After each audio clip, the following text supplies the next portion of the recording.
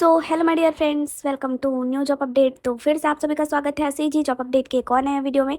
आज का यह अपडेट होने वाला है राजनांदगांव के अंतर्गत जो भर्ती का नोटिफिकेशन जारी किया गया है। जैसा कि आप स्क्रीन पर देख पा रहे हैं, कार्यालय कलेक्टर जिला पंचायत राजनांदगांव छत्तीसगढ़ में जो तृतीय और चतुर्थ श्रेणी के पद जैसे भृत्य यानी चपरासी और लेखापाल यानी अकाउंटेंट, कार्यालय सहायक, डाटा एंट्री ऑपरेटर के पदों को भरने के लिए जारी किया गया है। तो इस वीडियो के माध्यम से हम सारी डिटेल को कवर करने वाले हैं, तो वीडियो को लास्ट तक जरूर देखिए। तो देखिए, जो फर्स्ट नंबर पर पोस्ट है विकास खंड परियोजना प्रबंधक, इसमें 2 पद जारी किए गए हैं। अनारक्षित में महिला के लिए 1 पोस्ट है और अनुसूचित जनजाति में मुक्त में 1 पोस्ट है। उसी प्रकार क्षेत्रीय समन्वयक के लिए 9 पद यहाँ जारी किए गए हैं। तो 9 पदों में से अनारक्षित में मुक्त में 1 पोस्ट है, महिला के लिए 1 पोस्ट रिजर्व है और दिव्यांग श्रेणी के जो अभ्यर्थी हैं उनके लिए 1 पोस्ट रिजर्व है। और देखिए, यहाँ पर मेंशन किया गया है जो OL यानी 1 लाख की श्रेणी में आते हैं उनके लिए यह पोस्ट जारी किया गया है।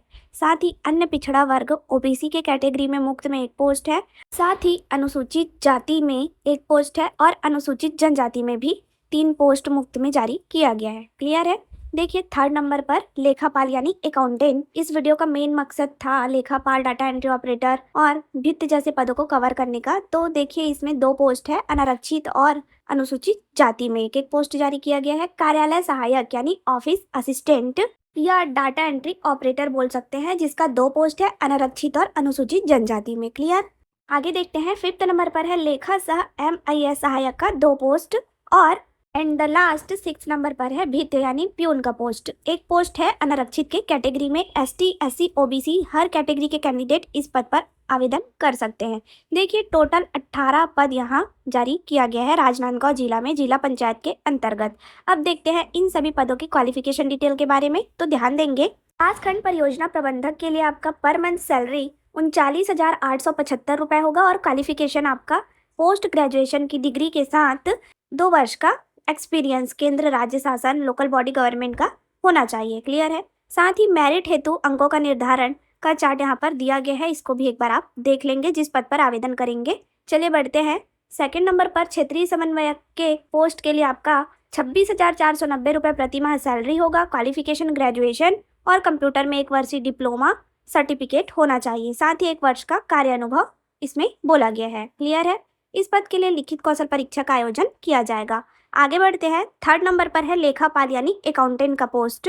इस पद में आपका सैलरी 23,350 रुपये प्रति माह होने वाला है। साथ ही वाणिज्य यानी अकाउंटेंट में ग्रेजुएशन के साथ कंप्यूटर में 1 वर्षीय डिप्लोमा DCA PG DCA होना चाहिए।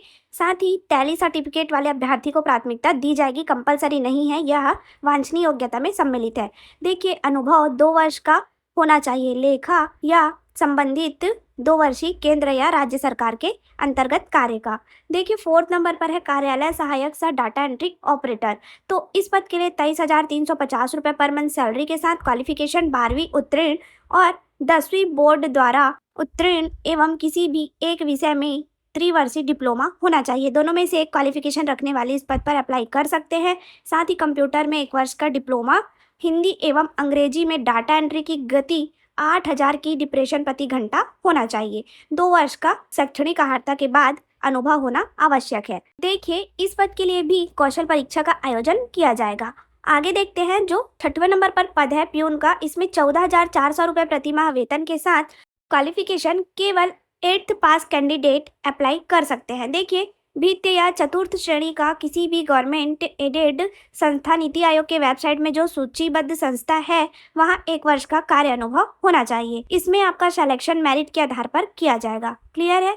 चलिए बढ़ते हैं नियम एवं शर्तों के बारे में। तो ध्यान देंगे, पहले नंबर पर दिया गया है आवेदन कैसे करना है। तो ध्यान देंगे, निर्धारित प्रारूप में आवेदन केवल रजिस्टर्ड डाक, स्पीड पोस्ट के माध्यम से कार्यालय जिला पंचायत राजनांदगांव में निर्धारित अंतिम तिथि यानी 17 अप्रैल 2026 को शाम 5:30 तक ऑफलाइन आवेदन कर सकते हैं। क्लियर।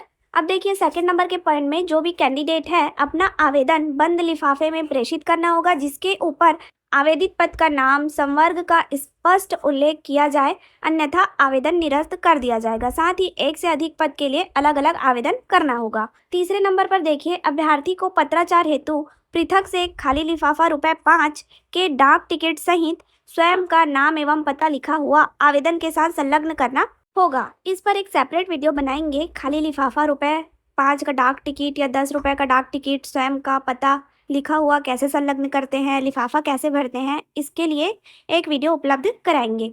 देखिए 4th नंबर पर अभ्यर्थी को छत्तीसगढ़ राज्य का मूल निवासी होना अनिवार्य है। इसके संबंध में मूल निवास प्रमाण की स्व प्रमाणित प्रति संलग्न करना अनिवार्य होगा। और जो भी आरक्षित पद के लिए आवेदन करेंगे उन्हें स्थायी जाति प्रमाण पत्र की स्व प्रमाणित प्रति संलग्न करना होगा। क्लियर।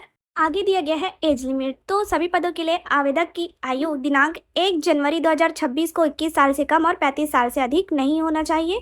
साथ ही 7 नंबर के पॉइंट में दिया गया है आवेदन में आवेदक का पासपोर्ट साइज फोटो एवं समस्त प्रमाण पत्र, अंक सूची एवं अन्य दस्तावेज स्व प्रमाणित यानी सेल्फ अटेस्टेड होना आवश्यक है, नहीं तो आपका आवेदन निरस्त कर दिया जाएगा। अब देखिए 8वें नंबर के पॉइंट में संविदा नियुक्ति 1 वर्ष के लिए होगी।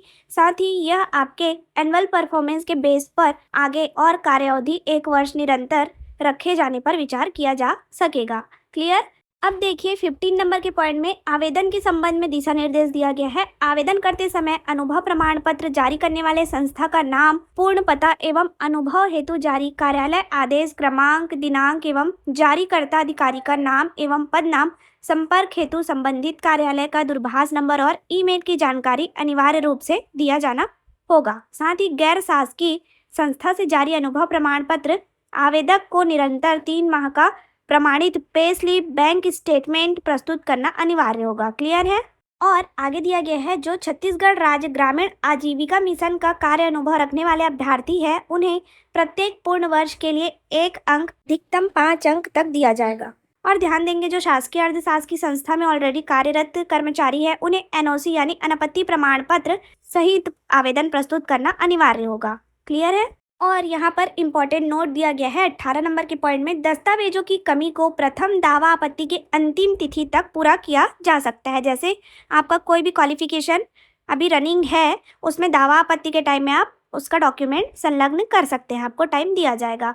अब देखिए यहाँ पर 8th के रिजल्ट में खासकर ग्रेड अंकित होता है तो कैंडिडेट ध्यान देंगे जिनका अंक सूची प्रतिशत अंक उल्लेखित न होकर सिर्फ ग्रेड दिया गया हो तो उन आवेदकों को उस ग्रेड का औसत प्रतिशत अंक प्रदान किया जाएगा, जिसका उदाहरण यहाँ पर दिया गया है। तो ध्यान देंगे जैसे आपके रिजल्ट में ए ग्रेड मिला हो तो ए ग्रेड के लिए 91 से 100%, इस प्रकार आपके ग्रेड का औसत निकाला जाएगा। इससे बेहतर है कि आप अपने स्कूल में जाकर अंक तालिका गणना पत्रक चार्ट बनवाकर अटैच कर दीजिएगा, उसमें आपका परसेंट क्लियर मेंशन कर दिया जाएगा। क्लियर है। साथ ही आवेदन करने के लिए आवेदन पत्र का फॉर्मेट दिया गया है जिसमें आपका बेसिक सा डिटेल भरकर स्पीड पोस्ट या रजिस्टर्ड डाक के माध्यम से कार्यालय को प्रेषित करना होगा। धन्यवाद। जुड़े रहिए ऐसी ही जॉब अपडेट के लिए CG government job update channel के साथ। वीडियो को लाइक, शेयर एंड सब्सक्राइब करना ना भूलें। साथ ही मिलते हैं एक और नई भर्ती के नोटिफिकेशन के साथ नए वीडियो में।